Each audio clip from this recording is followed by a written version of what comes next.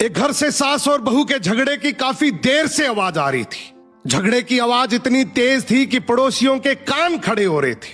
पड़ोसी मजे ले रहे थे। झगड़ा खत्म होते ही बहू किसी काम से बाहर आई तो पड़ोस की एक बूढ़ी औरत आई और बोली, बेटा तेरी सास तो कुतिया का मेल है, अगर ऐसे ही चलता रहा तो तेरा तो जीना हराम हो जाएगा।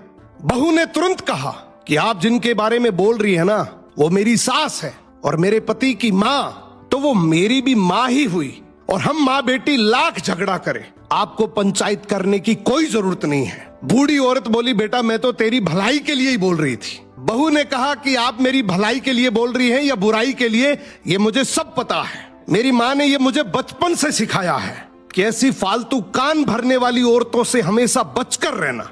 ये कान भर भर के हंसता खेलता परिवार तुड़वा देती हैं। दादी सब समझ गई और बड़बड़ाते हुए वहां से चली गई। अब बहू जैसे ही घर आई अपनी सास को सारी बात बताई। ये सुनते ही सास की आंखों में आंसू आ गए। सास ने बहू को गले लगा लिया और रोते हुए बोली कि बेटा मुझे आज विश्वास हो गया कि तू मेरे घर की बहू नहीं बल्कि मेरे घर की लक्ष्मी है, और आज मुझे ये भरोसा हो गया कि तुम मेरे और मेरे बेटे को आराम से संभाल लेगी। अब मुझे कोई चिंता नहीं है। बहू ने भी रोते हुए बस इतना ही कहा कि आप मेरी माँ हैं और माँ से झगड़ा कौन नहीं करता, पर झगड़े का मतलब ये नहीं कि मैं घर की बात बाहर करूं। सो घर की बातें अगर घर में ही रहे तो घर मंदिर है, वरना कान भरने वाले तो हर गली नुक्कड़ पर बैठे हैं जो चुटकियों में एक हंसता खेलता परिवार तोड़ देते हैं।